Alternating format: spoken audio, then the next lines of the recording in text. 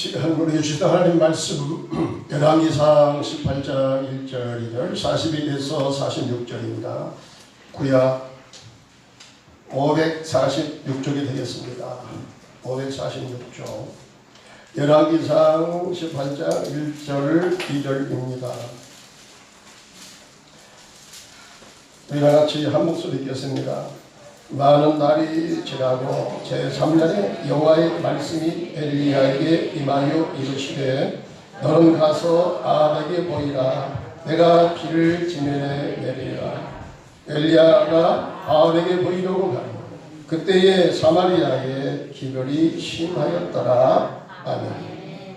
41절부터 46절입니다. 엘리야가 아합에게 이르되 올라가서 먹고 마시소서. 큰 빗소리가 있나이다.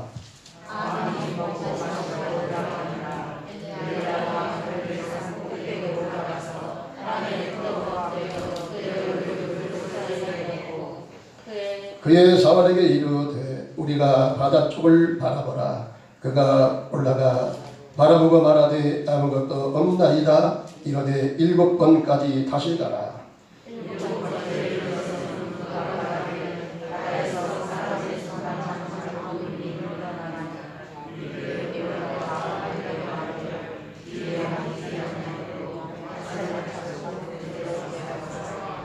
조금 후에 구름과 바람이 일어나서 하늘이 캄캄해지며 큰 비가 내리는지라. 아합이 마차를 타고 이스라엘로 가니 여호와의 명령이 엘리야에게 임하니 그가 허리를 동이고 이스라엘로 들어가는 곳까지 아합 앞에서 달려가라. 심판과 구원입니다. 2020년도를 시작하면서 코로나19가 발생하여 우리 모두가 지금까지 겪어보지 못했던 큰 고통을 당하고 있습니다. 이 병에 감염되어 투병 생활하는 사람들의 고통도 크지만 또 그렇지 않은 사람들도 언제 어떻게 이 병에 감염이 될지 모른다는 두려움과 불안과 염려 가운데 하루하루를 힘겹게 지내고 있습니다. 또한 사회적 거리두기 그리고 생활 방역을 하면서 살아가다 보니까 우리 일상의 삶이 많이 깨어지는 것 같아요. 또 가정은 가정대로, 회사대로, 또 나라대로 경제가 흔들리고 위축되는 그런 가운데 우리가 매우 불안스럽게 살아가고 있습니다. 이렇게 전 세계적으로 고통을 안겨준 코로나19를 어떻게 생각하십니까? 이것이 우연히 발생한 것이라고 생각하십니까? 필연적이라고 생각하십니까? 어떤 사람들은 우연하게 발생한 것이라고 생각하면서 이번 기회만 지나가면 이제 일상의 삶으로 돌아갈 수 있겠지 하면서 장밋빛 환상을 가질지 모르겠지만 성경적으로 살펴보면 이번 일이 그렇게 쉽게 끝날 것 같지 않아서 참 매우 걱정이 됩니다. 성경에 의하면 이런 현상은 잘못된 세상 역사를 바로잡기 위한 하나님의 심판의 성격이 매우 강합니다. 하나님이 세상을 심판하실 때 그 도구들을 살펴보면 다음과 같습니다. 요한계시록 6장 8절에 보니까 내가 보매 천왕생 말이 나오는데 그 탄자의 이름은 사망이니 음부가 그 길을 따르더라 그랬고요. 거기 보면은 땅 3분의 1의 권세를 얻어 검은 싸움이죠. 전쟁이죠. 흉년과 기근이 되겠죠. 사망과 땅의 짐승들로서 죽이더라. 하나님의 심판이 이렇게 나타납니다. 요한계시록 11장 19절에 보니까 하나님의 성전이 열리니 또 번개와 음성들과 우레와 지진과 큰 우박이 있더라 이렇게 말씀했고요. 요한계시록 14장 18절에 보니까 또 불을 다스리는 천사가 제단으로부터 나와서 예리한 낫을 가진 자를 향하여 큰 음성으로 불러 이르되 내 예리한 낫을 휘슬러 땅의 포도송이를 거두라 이렇게 이제 하나님의 음성이 울려 퍼지고 있습니다. 요한계시록 16장 12절에 보니까 첫째 천사가 가서 그 대접을 땅의 소돔에 악하고 독한 종기가 나더라. 이제 심한 괴질로 인해서 많은 사람들이 고통을 당할 것이다. 이번에 이제 코로나가 생기니까 확실치 않지만은 아이들이 특별히 유럽 쪽의 아이들이 이 코로나로 인한 그 합병증 증후군이라고 생각되는 그런 괴질이 일어나가지고 많은 어린이들이 이렇게 죽어가고 있습니다. 사무엘하 24장 15절에 보니까 이제 여호와께서 아침부터 정하신 때까지 전염병을 이스라엘에게 내리시니 달에서부터 부엘세바까지 백성의 죽은 자가 7만 명이더라. 이 다윗 시대에 이런 하나님의 징벌이 내렸잖아요. 본문에 나오는 북이스라엘도 3년 6개월 동안이나 비가 오지 않아서 심한 기근이 찾아와 큰 고통을 당했다. 열왕기상 18장 2절에 보니까 사마리아의 기근이 심하였다. 이렇게 말씀이 기록됩니다. 현재 전 세계적으로 창궐하는 세기의 전염병 코로나19를 비교해 보면 차이점도 있고 비슷한 면도 있음을 확인하게 됩니다. 차이점은 전자는 북이스라엘에게 국한된 재앙이었고 후자는 코로나19는 전 세계적으로 임하는 팬데믹한 재앙이라고 하는 점에서 차이점이 있습니다. 또 전자는 기근으로 이제 심판이 재앙이 왔고 후자는 전염병으로 재앙이 임했다는 사실입니다. 그런데 공통적인 면이 있습니다. 그것이 무엇입니까? 조금 전에 살펴보았지만 하나님의 심판의 도구에서 보면 이건 다 여호와의 심판의 재앙이었다 하는 사실입니다. 인정하든 인정하지 않든 간에 성경으로 보면 그렇습니다. 북이스라엘과 지금 전 세계적으로 일어나는 재앙이 임하는 이유가 무엇입니까? 열왕기상 18장 18절에 의하면 다음과 같습니다. 거기 띄워줄 테니까 우리 한번 다 같이 읽겠습니다. 시작. 그가 대답하되 내가 이스라엘을 괴롭게 한 것이 아니라, 다 같이 읽자니까요. 시작. 당신과 당신의 아버지의 집이 괴롭게 하였으니 이는 여호와의 명령을 버렸고 당신이 바알들을 따랐습니다. 아멘. 네. 이 말씀은요, 지금 이스라엘이 3년 6개월 동안 하늘문이 닫혀서 비가 안 왔잖아요. 이 원인이 누구냐? 이제 아합이 생각할 때는 저 엘리야, 하나님의 선지자 저기 엘리야가 아주 불길한 예언을 하더니 이렇게 나락골이 있게 되었다. 3년 6개월 동안이나 이 이스라엘의 하늘문이 닫혀져서 비 한 방울이 내리지 않았다. 그래서 저놈을 죽이라는 거예요.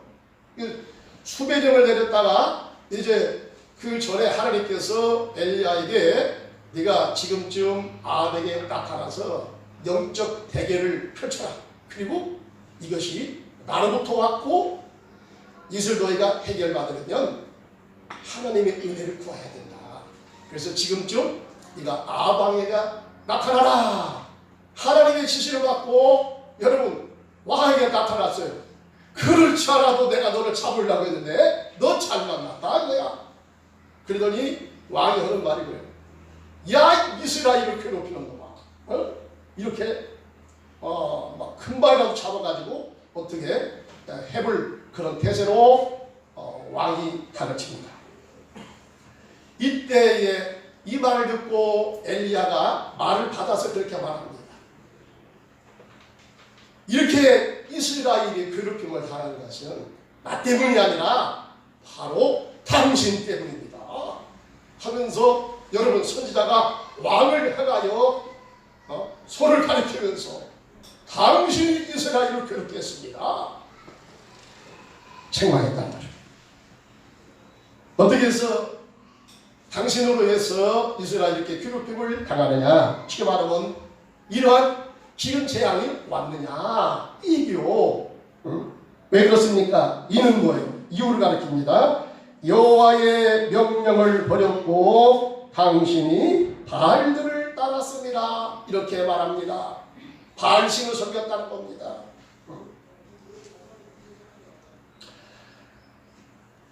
그러니까 이스라엘이 여러분 이렇게 3년 6개월 동안이나 비가 오지 않아서 기근 재앙으로 이렇게 심각하게 된 것은 그 핵심적인 이유가 뭐냐? 당신이 하나님의 말씀을 버리고 하나님이 그렇게 싫어하셨던 우상 숭배를 했기 때문에 거기에 대한 하나님의 응징입니다. 이렇게 이야기를 했다는 것입니다. 여러분 하나님이요 이 세상 사람과 당신의 백성을 심판하실 때에 심판의 기준이 좀 다릅니다. 이 세상 사람들은요 일반적으로 하나님께서요 도덕적인 잣대를 가지고 그렇게 재면서 하나님이 심판을 하시거든요. 그런데 택한 백성 구약의 이스라엘 신약의 교회 하나님의 백성들은 어떻게 하나님께서 심판하시느냐? 심판의 기준이 좀 다릅니다. 그 말은 뭡니까? 하나님께서 그 백성들에게 주신 이 언약의 말씀, 이 계명, 이 율법을 따라서 말씀을 따라서 순종을 했느냐, 순종을 하지 않았느냐, 이걸 가지고 하나님이 따지신다는 겁니다. 여러분 10계명, 제1계명, 200계명이 뭡니까? 나 외에 천상 천하에 하나님은 유일하신 하나님이니 너희는 하나님을 경유하고 하나님께 예비하라. 어떤 우상을 만들지 말며 거기 가서 절하고 그 우상을 섬기지 말라. 하나님께서 제1계명으로 매우 귀중한 계명이라는 것을 당신의 백성들에게 말씀하신 것입니다.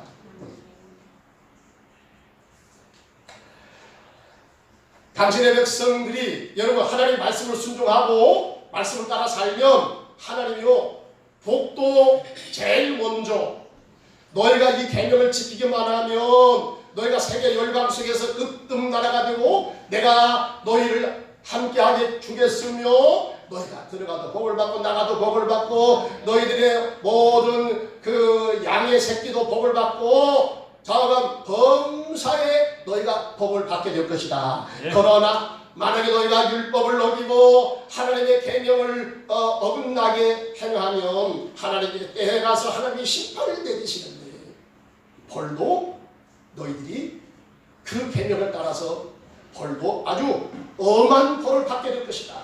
너희들의 울타리를 내가 허물어가지고 이스라엘은 열방의 포로로 끌려가게 하겠으며 아주 죽도록 고생을 해서 거기서 깨닫고 회개할 때에 내가 다시 너희를 고토로 돌아오게 하겠다. 그러니까 너희가 정신을 차려서 말씀에 깨어서 말씀을 따라서 삶을 살아가는 거예요. 여러분 왜 그렇게 하나님께서 우상을 싫어하십니까? 왜 그러냐면 여러분 하나님은요 인간이 어떻게 표현할 수 없을 만큼 그렇게 하나님은 높으신 분이고 하나님의 영광은 위대하신 분이고 여러분 우리가 생각을 넘어서서 그렇게 하나님은 엄청나신 분이에요. 하나님은 지혜가 위대하신 분입니다.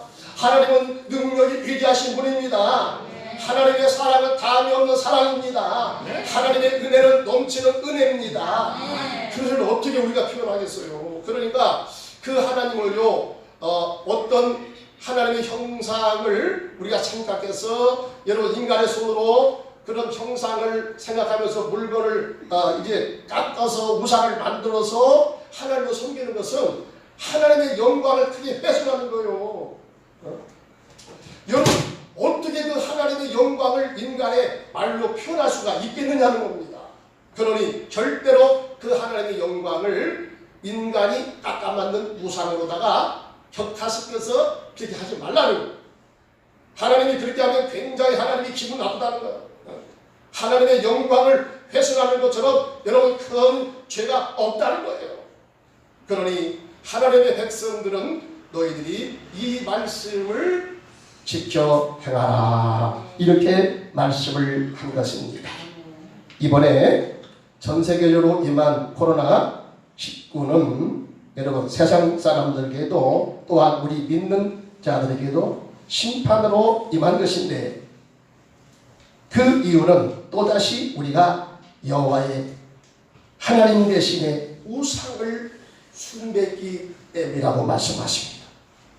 여러분, 그렇기 때문에 예수 안 믿는 사람만 이런 화를 당하는 것이 아니라 교회도 화를 당할 수 있다는 것입니다. 믿는 사람도 여러분 이런 전염병의 고통을 우리가 당할 수도 있다는 것입니다.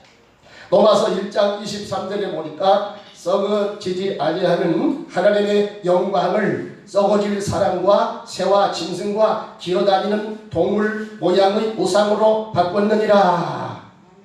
그래서 여러분 하나님의 심판이 왔다고 했잖아요.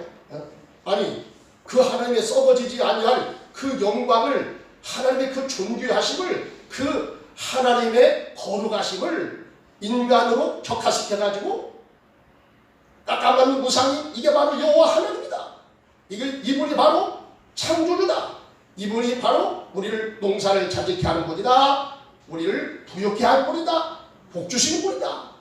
이렇게 하나님을 격화시켜서 섬기는 것에 대한 하나님의 무서운 응징이라는 것입니다. 현대 마지막 시대에 성도에게 찾아오는 가장 큰 우상주의 두 가지가 있습니다. 첫째는 만모니즘 물질주의요, 둘째는 세속주의 인본주의 신앙입니다.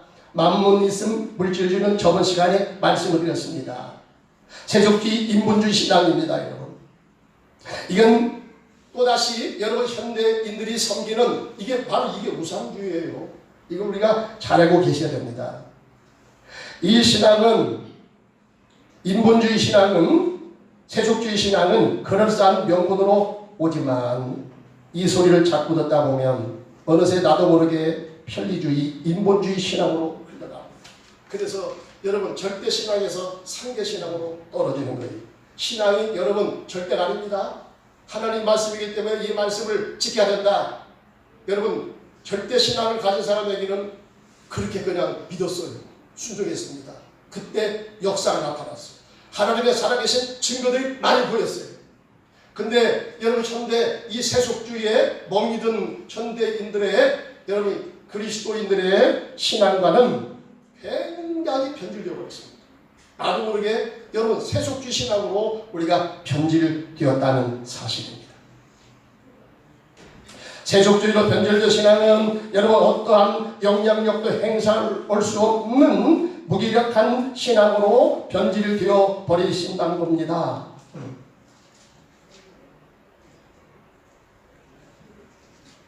예배 시간도 전에는 주일날 2번 이렇게 드림으로써 우리가 온종일 하나님 앞에 주일은 거룩하게 예배를 드린다. 아침부터 저녁까지. 바로 그런 개념하여서 오전 예배, 오후 예배, 오전과 혹은 저녁 예배로 이렇게 드렸습니다. 그런데 현대는 바쁘다는 핑계로 주일날 한 번만 드리는 신앙으로 자꾸자꾸 변질되어 가고 있습니다. 이것은 오늘 이제 대교회들이 이런 실수를 저질러 나갔습니다. 성도들이 많이 모이니까 어쩔 수 없이 1부 예배, 2부 예배에서 7부까지 하다 보니까 오후 예배 드릴 시간적인 여유가 없어요. 그러다 보니까 주일날 한 번만 예배 드리는 것으로, 그렇게 주일을 지키는 것으로 자꾸 그렇게 생략이 되고 그렇게 신앙이 줄어들게 된 거예요. 여러분 이러다가 보니까 어떻게 되었습니까? 우리 신앙이 자꾸 약화되어진 것입니다. 여러분 오늘날 유럽의 신앙이 바로 그렇지 않습니까? 유럽이 인본주의가 들어가서 그렇게 된 거예요. 인본주의가 뭡니까? 내 생각이 더 앞서가는 거예요. 나의 편리를 따라서 하는 겁니다. 내가 편리를 따라서 예배를 들을 수도 있고 안 들을 수도 있고, 예배 시간을 내 편리에 따라서 앞으로 당겼다가 뒤로 밀었다가 이렇게도 하는 것입니다. 물론 계절에 따라서 우리가 예배 시간을 조정할 수 있지만 여러분 그것이 아니고 내 편리주의에 따라서 이노적으로 내가 드리기 좋게 내 생각대로 여러분 예배 시간을 자꾸 이게 옮기는 것은 이게 바로 뭡니까? 나도 모르게 세속주의에 젖어가고 있다는 거예요. 여러분 이렇게 되다 보니까 어떻게 됩니까? 신앙이 절대에서 상대로 떨어지는 거예요. 상대적으로 떨어지니까 신앙이 어떻게 됩니까? 신앙이 나중에 교양으로 돼요. 교양으로. 그럴 수도 있고 안 그럴 수도 있고 내가 따를 수도 있고 따르지 않을 수도 있고 내 마음에 들면 하고 마음에 들지 않으면 하지 않고 이게 바로 뭡니까? 이게 인본주의예요. 이게 자유적인 신앙이에요. 여러분 나도 모르게 우리가 멍이 들었어요. 나도 모르게 전염이 되었어요. 이것이 더 자연스럽습니다.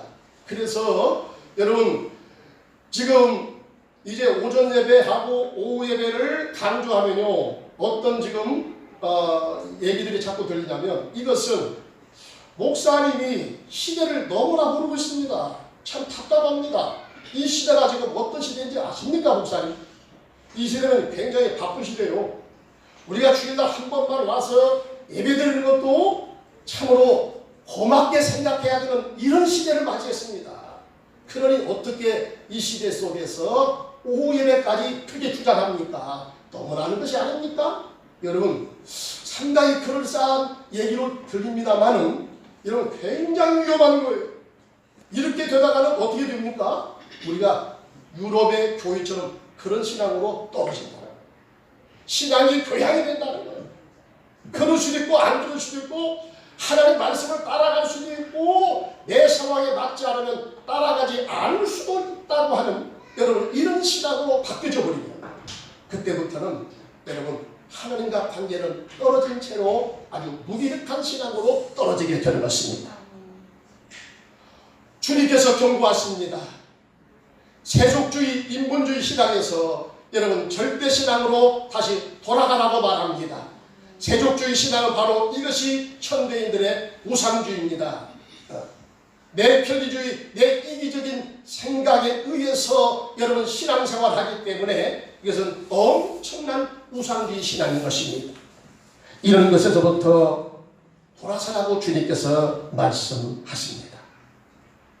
그 다음에 두 번째로 생각해보는 것은 바알신과 여호와 하나님 사이에 대결을 벌이게 됩니다. 엘리야는 북이스라엘에게 임한 기근이 우상을 숭배한 죄로 인해서 하나님의 심판으로 왔기 때문에 그것을 멈추기 위해서는 우상 숭배 사상을 끊어버려야 된다. 이것을 철폐해야 된다. 이런 생각을 그가 하게 된 것입니다. 그래서 바알과 아스타롯을 섬기는 850명과 여호와 하나님을 섬기는 엘리야 선지자 혼자와의 대결을 벌이게 된 것입니다. 먼저 갈멜산에서 그들과 영적 대결을 펼친 그 결과가 어떻게 나타납니까? 열왕기상 18장 41절에 보니까 엘리야가 아합에게 이르되 올라가서 먹고 마시소서 큰 빗소리가 들리나이다. 야, 모처럼 아주 통쾌한 장면이 벌어집니다. 이스라엘의 하늘을 가리고 있는 어둠의 장막이 흩어지고 광명한 태양빛이 환하게 비춰오는 개창한 새날 새 아침을 맞이한 것 같습니다. 그 대결은 바알과 아스타롯을 섬기는 사제들이 먼저 단을 설치하고 거기다가 제물을 올려놓고 이제 자기 신의 이름을 불러서 제단에 올려놓은 이 제물을 다 살라버리자 이렇게 대결 제안을 한 것입니다. 그래서 먼저 이 바알과 아스타를 섬기는 사제들에게 먼저 하라고 그렇게 우선권을 줬거든요. 자, 그들이 아주 고무도 당당하게 이제 달에 섭니다. 달에 섭니다. 그리고 자기들이 믿는 신의 이름을 불러갑니다. 바알이시여 바알이시여 임하소서 임하소서 막 춤을 추면서 날뛰면서 그렇게 기도하면서 이 제단의 제물을 살려달라고 그렇게 애원합니다. 아침부터 저녁까지 아무리 불러도 대답이 있을까요 없을까요? 대답 없는 이름이요. 허공을 맴도는 이름이요. 근데 나중에 안 되니까 어떻게 합니까? 칼을 가지고 와서 이 사람들의 아주 극적인 예배 그 상황이 뭐냐면 나중에는 열이 한참 오르면 막 뛰다가 열이 오르면 칼 갖다가 자기 몸을 자일해가면서 피를 쏟아서 그렇게 제사를 드리면 신이 감동한다. 이 사람들의 교리를 그래요. 그래서 칼 갖고 나중에 안 되니까 자기 몸을 막 자해하면서 피를 떨어뜨리면서 뛰면서 열광하면서 그렇게 예배를 드리고 그렇게 신의 이름을 불렀잖아요. 그래서 그 정도면 이제 바알 신이 임할 것이다 라고 기대했는데 아무리 해도 응답이 없습니다. 여러분, 이게 바로 이방신과 하나님 믿는 신앙의 결정적인 내 가슴에 이와 같은 이런 차이점을 빚게 되는 것입니다. 모세 시대 때에 여러분 바알 애굽의 왕과 모세와의 대결에서 처음에는 애굽의 술사들이 모세가 하나님의 능력으로 기적을 행할 때 처음에는 따라서 하잖아요. 따라서 옵니다. 여러분, 우리 세상 이 종교도요 나름대로 뭐가 있습니다. 뭐가 있으니까 믿고 따를 게 아니겠습니까? 그런데 결정적인 데 가서 다르거든요. 여러분, 참신과 참신이 아닌 이러한 상황으로 이렇게 신앙생활 하는 사람은 결정적인 데 가서 여러분 차이점을 빚게 되는 것입니다. 이제는 그 사람들이 도저히 안 됩니다. 이제 엘리야가 등단합니다. 엘리야가 등단합니다. 이제 엘리야가 등단해서 드디어 여호와 하나님을 찾으면서 그가 기도하게 되는 것입니다. 제일 먼저 그가 하는 것이 뭡니까? 여기 30절 봅시다. 30절 우리 한번 읽어보겠습니다. 열왕기상 18장 30절에 보니까 시작. 엘리야가 모든 백성을 향하여 이르되 내게로 가까이 오라. 백성이 다 그에게 가까이 가매 그가 무너진 여호와의 제단을 수축하되 야곱의 아들들의 지파의 수를 따라 엘리야가 12도를 취하여 이제 제단을 다시 수축을 먼저 합니다. 여러분, 하나님의 능력을 경험하기 위해서는 먼저 우리가 해야 될 일인데 그것이 바로 뭐냐? 여호와를 향하는 제단을 제대로 세워야 한다는 사실입니다. 여러분, 하나님의 은혜를 구합니까? 하나님의 절대전능의 능력을 여러분 맛보기를 원하십니까? 그 경험을 원하시면 내가 하나님께 제사를 드릴, 예배를 드릴 여러분 예배의 제단, 제사의 제단이 제대로 세워졌는가를 먼저 확인을 해야 되는 것입니다.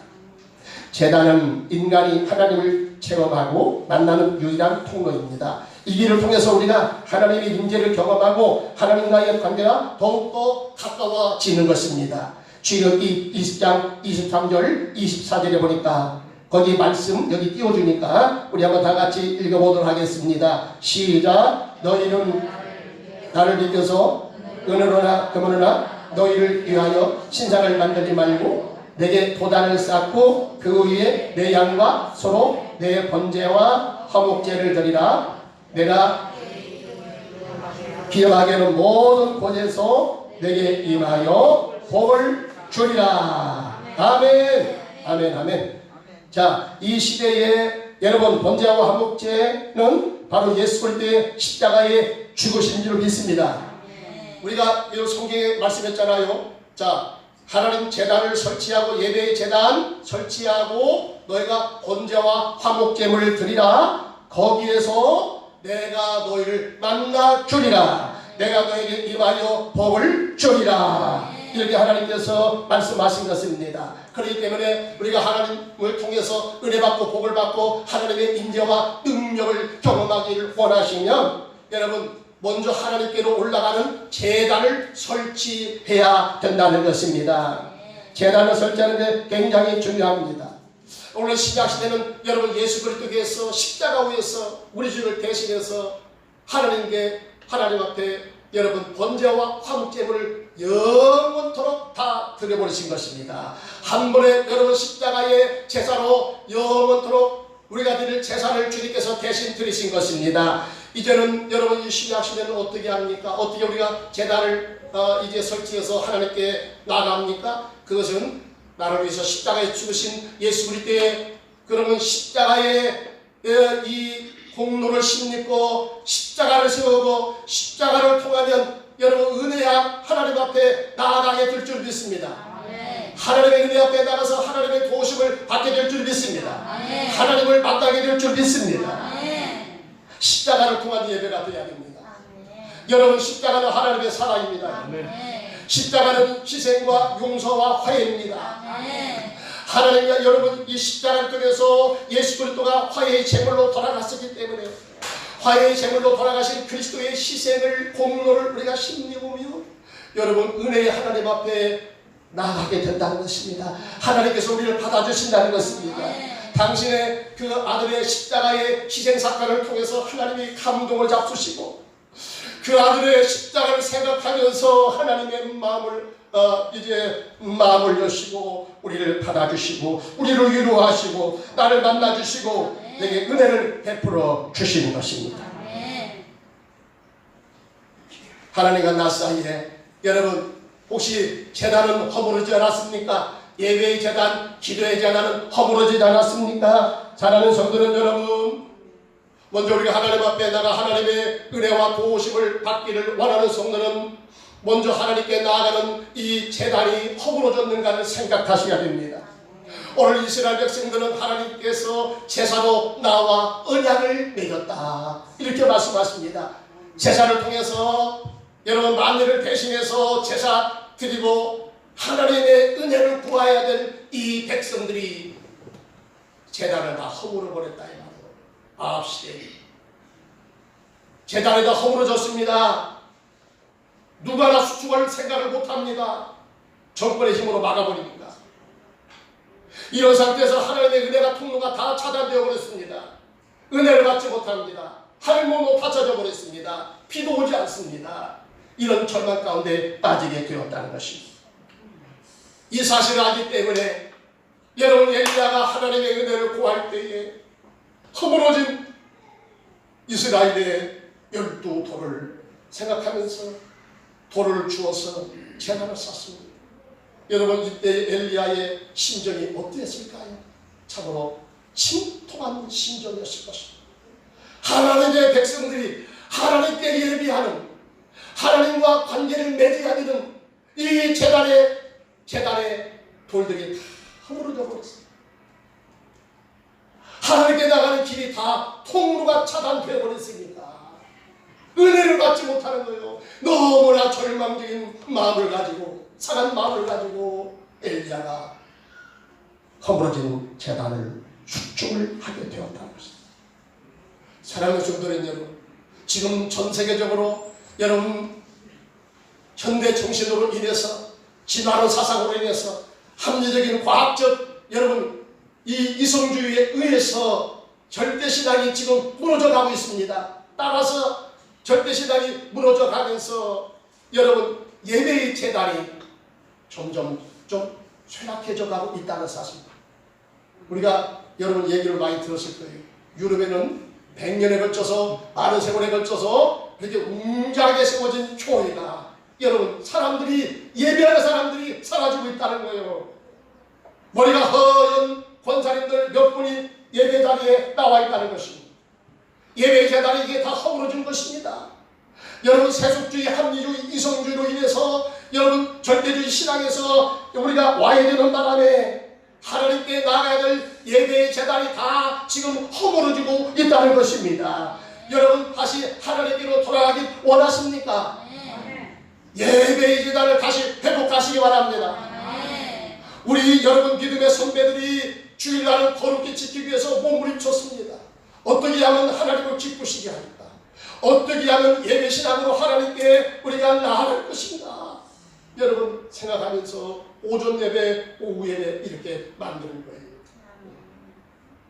우리가 바쁘다는 핑계로 어쩔 수 없다는 여러분 생각을 가지고 자꾸 예배가 줄어들기 시작하면 예배의 제단이 허물어지면 거기서부터 문제가 터진다는 것을 기억하시기 바랍니다. 하나님은 당신의 백성을 통해서 아버지 이 예배를 드리는 것을 하나님께서 어떤 것으로도 그걸 뺏기지 않기를 원하십니다. 만약에 그것이 뺏겨지면 하나님은 진노하십니다. 하나님은 매우 싫어하시는 것입니다. 사랑하는 성도들 여러분, 예배 신앙을 다시 회복하시기 바랍니다. 예배 주일 신앙을 다시 회복하시기 바랍니다. 3일밤 여러분 예배 재단도 다시 세우시기 바랍니다. 무너졌던 재단을 다시 회복하세요. 여러분 자꾸자꾸 하나님께 나아가는 예배의 재단을 다시 세우시고 엘리야처럼 여러분 그렇게 하나님을 존중하는 그런 믿음을 가지고 주님 앞에 나아가기를 힘쓰는 성도가 되시기를 바랍니다. 마지막으로 믿음의 기도를 드린 것입니다. 결론적으로 엘리야가 그들과의 끝장 대결에서 대승리를 거둔 것은 그의 기도 때문이었습니다. 그가 기도드릴 때 아브라함과 이삭과 야곱의 하나님을 이름을 부르기 시작합니다. 간절히 기도를 드립니다. 드디어 하늘에서 불이 내려옵니다. 제단의 재물을 다 살라버립니다. 도랑의 물까지 살라버리는 초유의 사태가 일어난 것입니다. 이런 강력한 기도 응답의 비결은 무엇입니까? 야고보 5장 15절 17절 18절에 보니까 15절은 제가 있고요 17절은 우리 성도는 같이 읽겠습니다. 믿음의 기도는 병든 자를 구원하리니 주께서 그를 일으키시리라. 혹시 죄를 범하였을지라도 사하심을 받으리라. 17절 다 같이 시작. 엘리야는 우리와 성전이 같은 사람입니다. 그가 비가 오지 않기를 간절히 기도한지 3년 6개월 동안 땅에 비가 오지 아니하고 다시 기도하니 하늘이 비를 주고 땅이 열매를 맺었느니라. 아멘. 엘리야는 여러분 우리하고 눈이 두 개, 눈이 세 개가 아닙니다. 똑같습니다. 생김새는 우리가 똑같다는 얘기요. 그런데 엘리야가 기도하면 여러분 하늘문이 열려지고 엘리야가 기도하는 대로 그 역사가 이루어졌다는 사실입니다. 하나님이 응답하셨다는 사실입니다. 왜 그렇습니까? 엘리야는 바로 그 기도의 응답의 길이 뭐냐? 믿음의 기도를 드렸다는 것입니다. 사랑하는 성도는 여러분 하나님의 응답을 구하시기 원하십니까? 하나님의 능력을 여러분 체험하기 원하십니까? 그것은 바로 뭐냐? 믿음의 기도를 드려야 된다는 것입니다. 여러분 예수님께서 그랬어요. 하나님의 능력 받는 비결은 뭐냐? 너희가 믿음을 갖는 거다. 그래서 이 두 소경이 여러분 눈에 띄는 그 사건을 경험한 것도 바로 어떻습니까? 다윗의 자손 예수시여 나를 불쌍히 여기소서. 나를 불쌍히 여기소서. 그래서 나중에 하도 주님을 불쌍해서 저들을 데려와라. 어느 순간에 내가 너에게 무엇을 하여 주기를 원하느냐? 주여 보기를 원하느냐? 여러분 그때에 이 소경들이 주님이 너희들을 만나자고 했을 때 어떻게 했습니까? 성경을까요? 거적을 벗어두고 주님의 부르심 앞에 그들이 날려게 뛰어갑니다. 여러분 이게 바로 뭡니까? 주님이시면 주님이 만져주시면 가능합니다. 우리의 눈도 뜨일 수가 있습니다. 여러분 이러한 설레는 믿음을 가졌기 때문에 만사를 제쳐놓고 주님 부르심에 그들이 뛰어간 줄 믿습니다. 이게 바로 여러분 믿음으로 간구하는 것입니다. 하나님은 우리의 믿음의 간구에 외면치 아니하십니다. 하나님은 능력으로 역사해 주십니다. 여러분 엘리야가 얼마나 믿음의 기도를 드렸는가? 그것은 그가 그 기도하는 태도를 보면 알 수 있어요. 어떻게 기도를 드립니까? 자, 제단을 설치합니다. 그 우상 숭배를 했던 그 사람들과 다르습니다. 엘리야가 제단을 다 설치한 다음에 거기다가 물을 떠서 다 부었거든요. 물을 근거리 다 적셔버렸습니다. 그것뿐만이 아닙니다. 그 재물 중에다가 도랑을 팠습니다. 거기다가 또 물을 갖다가 기로 붓습니다. 근거리 물이 찰랑찰랑 차버렸습니다. 이것은 무슨 얘기입니까? 여러분 인간적인 것을 다 차단한다.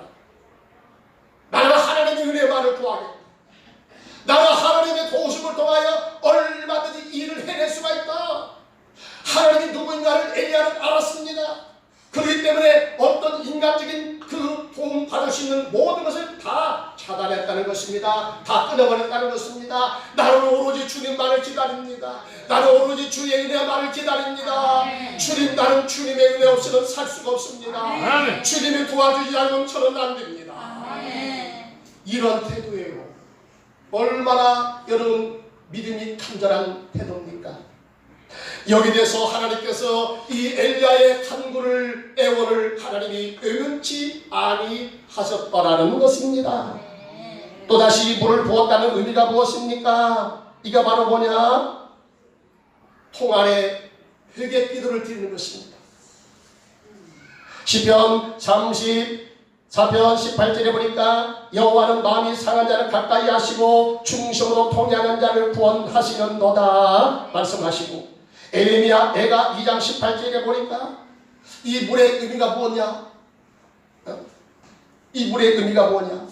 그대의 마음이 주를 향하여 부르짖기를 딸 시온아, 시온의 성전아, 너는 밤낮으로 눈물을 강물처럼 흘릴지어다. 스스로 쉬지 말고 내 눈동자를 쉬게 하지 말지어다. 지금 엘리야의 심정은 어떻습니까? 처참한 심정입니다. 아니, 하나님의 백성들이 예배자든 이 단도 다 허물어버리고 하나님을 찾지도 않고 여호와의 이름을 기념하는 제단도 다 허물어버리고 이렇게 비참한, 영적으로 비참한 상태에 처해진 이 현실을 보면서 선지자가 가슴이 아픈 거예요. 제단을 수술하면서 그가 눈물을 흘립니다. 또 가서 물을 부으면서 그는 하나님 앞에 부으면서 기도를 드렸을 거예요. 눈물의 통 안에 기도를 드렸을 겁니다. 하나님 슬픕니다. 하나님 마음이 아픕니다. 우리 하나님의 마음이 얼마나 아프시겠습니까? 당신의 백성들을 통해서 제사 받기를 원하신다고 했고, 내가 제사를 통하여 너와 함께 하기를 원한다고 말씀하신 주, 당신의 백성들이 하나님을 외면했습니다. 하나님을 떠나가 버렸습니다. 세속주의를 따라서 갔습니다. 하나님 용서하여 주옵소서. 이 백성의 죄를 용서하여 주옵소서. 모세의 글이 생각납니다. 모세의 글이, 모세의 글을 통해서 주님께서 말씀하십니다. 너희 언약의 백성들이, 제사는 하나님을 제사하는 백성들이 여호와를 떠나 너희가 세속주의에 들어가서 세속 문화의 함몰이 되어서 여호와를 떠난다면 그때 하나님께서 무서운 진노로 임하겠다. 이 지금 재앙이 그냥 온 게 아니고 영적으로 바라보는 사람 알아요. 깨닫습니다. 하나님의 진노인 것을 깨닫습니다. 엘리야는 그것을 압니다. 그렇기 때문에 허물어졌던 제단을 다시 수정하고 물을 떠서 길면서 하나님 앞에 눈물의 기도를 드립니다. 하나님 용서하여 주옵소서. 이 백성의 죄를 용서하여 주시옵소서. 이 땅을 고치시옵소서. 하늘문을 열어 주옵소서. 엘리야의 비통한 기도를 드리기 시작합니다. 하나님께서 그의 기도를 의면치 아니하셨습니다. 살아계신 하나님, 지금도 당신의 이름으로 우리 가운데 역사하시고 지금도 살아계신 증거를 보여주시는 하나님이 아브라함과 이삭과 야곱의 하나님이 오늘 우리의 하나님도 되어주시길 원하십니다. 당신의 이름을 기념하는 당신의 교회에서 당신의 백성들이 모여서 이것이 바로 우리의 죄 때문입니다. 세상 사람들은 영적으로 타적인 사람들이기 때문에 하나님이 저들에 대해서 관심이 없습니다. 그래도 마지막 기대가 뭡니까? 하나님 백성입니다. 그래도 교회입니다. 어쩌고 허도 교회입니다. 그래도 하나님의 기대가 교회를 통해서 이 땅에 세워지기 원합니다. 다시 이 땅을 고치시기 원합니다. 다시 회복하여 주시길 원하십니다. 교회를 원하십니다. 교회를 사랑하십니다. 당신의 백성들이 다시 하나님 앞에 나오기 원합니다. 하나님을 향하여 두 손을 들고 내가 잘못했습니다. 이 백성들의 죄를 다시 하여 하나님 앞에 기도합니다. 용서하여 주옵소서. 하늘을 여시고 하나님 아버지 우리의 죄를 용서하여 주옵소서. 이렇게 기도를 드렸다는 것입니다. 주여 주여 내가 피오니 죄인오라 하실때 날 부르소서. 자비하신 보좌 앞에 자비하신 보좌 앞에 엎드리 자복하고 회개하니 믿음 주소서. 주여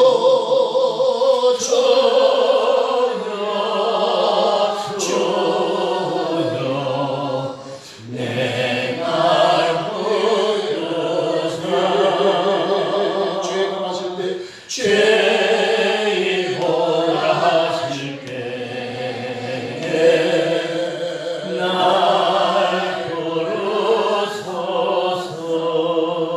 기도하겠습니다. 하나님이 이 성을 멸하시려고 할 때에 의인 한 명이 없어서 성이 무너지는데 그 성을 무너지는 성을 붙잡고 애원하는 한 사람이 없어서 내가 불가피하게 이 성을 멸할 수밖에 없다고 말씀하신 주님, 하나님 아버지, 전 세계적으로 임하는 이 재앙 앞에서 내 잘못입니다, 주님 용서하여 주옵소서.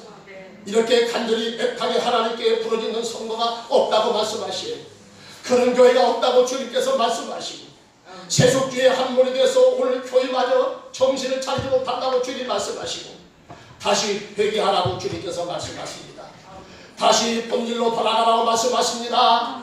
하나님의 백성들이 자기 예배 자리로 돌아가라고 말씀하십니다.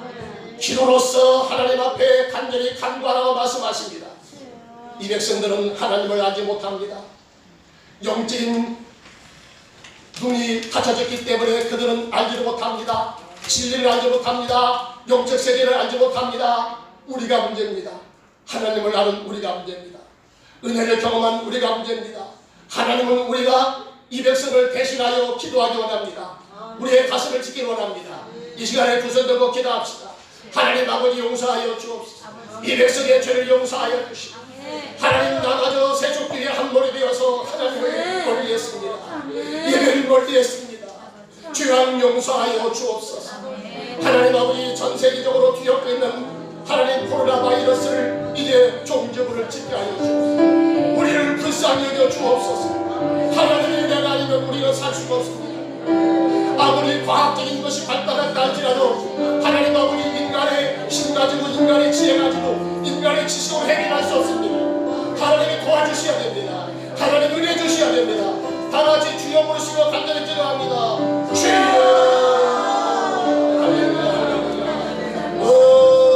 아버지 하나님, 우리의 죄악 용서하여 우리를 깨뜨려 주옵소서. 하나님 앞에 가난했던 것, 하나님을 하나님으로 섬기지 못했던 것, 하나님 아버지 예배를 우리가 피했던 것, 예배를 아버지 주수했던 것 용서하여 주옵소서. 허물어지는 재단을 다시 순종하게 원합니다. 예배 재단을 다시 순종하게 하시고, 삼일밤 예배를 다시 순종하게 원합니다. 아버지 주일오후 예배를 다시 아버지 재단을 순종하게 원합니다. 허물어진 재단을 다시 순종할지어다. 허물어진 재단을 다시 순종할지어다. 여호와 앞에 재단을 순종할지어다. 여호와 앞에 나와서 마음을 찢고 여호와 앞에 기도할지어다. 이 땅을 다시 고치시옵소서. 이 땅을 다시 고치시옵소서. 아버지 하나님여, 역사하여 주옵소서. 역사하여 주옵소서. 내 백성이 나를 따라 돌아섰지만 내 사랑이 내 백성을 포기 못합니다. 포기할 수 없는 하나님의 사랑. 내 백성이 나를 따라 돌아섰지만 내 사랑이 내 백성을 포기 못하니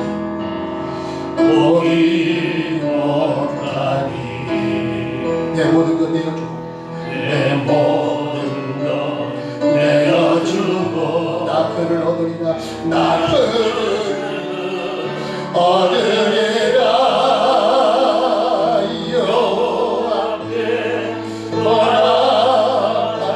우리 돌아서도 그는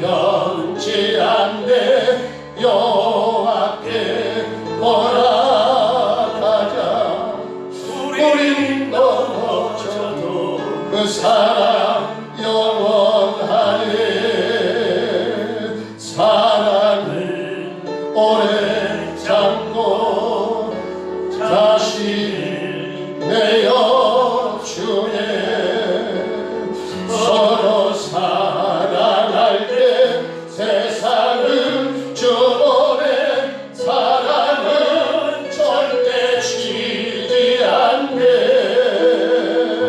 사랑은 오래 참고 자신 내어